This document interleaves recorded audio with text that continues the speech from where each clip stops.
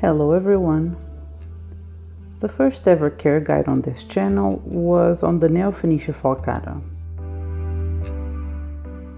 But now we decided to take the opportunity that a group of fellow orchid growers here on YouTube is doing another care collab and revisit this orchid, since it's been a while since that first video.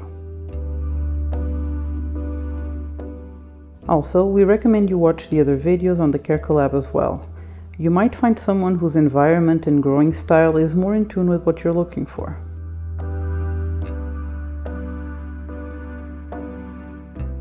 So, how to grow the Neofinetia, now called Vanda, falcata?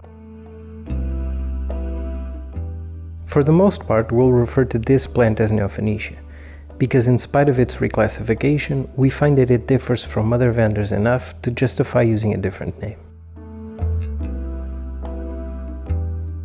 The biggest change in our growing style since 2 years ago is in light.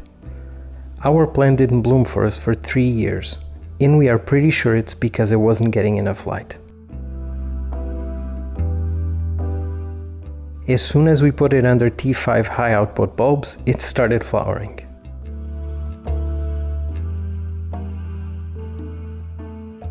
In last year, we changed those bulbs to LEDs, and I think the flowerings are much better.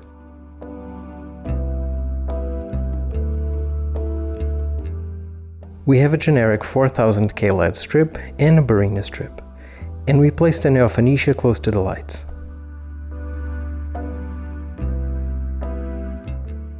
Guides will state that the Neofinetia doesn't require as much light as big Vandas, but it clearly still needs more than your average Phalaenopsis or Oncidium.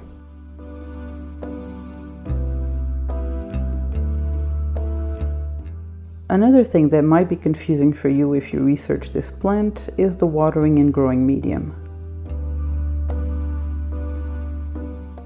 You find information from allowing it to dry out to keeping it moist. And an airy media is often recommended. And for us, that was a mistake, because we could not keep up with watering it in the summer.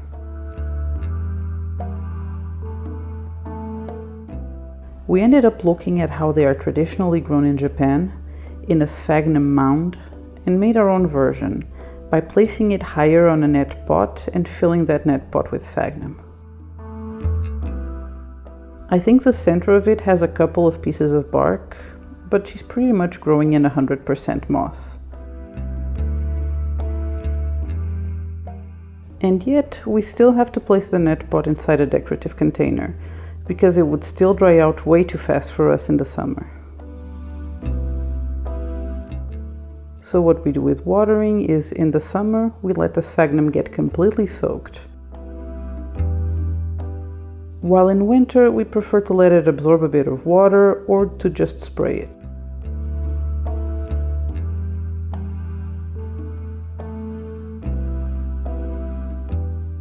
Culture guides consider this orchid a high humidity orchid. We now have a humidifier and can keep the humidity always above 60%. But even when we couldn't, we found that it's not that fussy about humidity. Probably because the moss keeps it hydrated.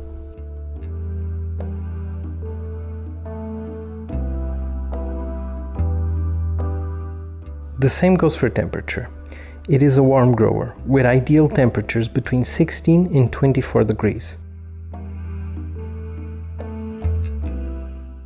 Since our last video, we have moved it to a new orchid room that unfortunately it's hotter than the previous one. But this plant seems to be very tolerant of less than ideal temperatures.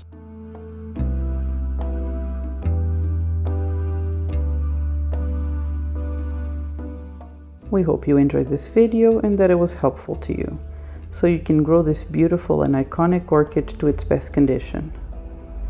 Don't forget to also check out the other channels participating in the Care Collab. If you have any orchids that you want to see us make a care guide for, let us know. If it's something we feel like we have the hang of, we'll share with you.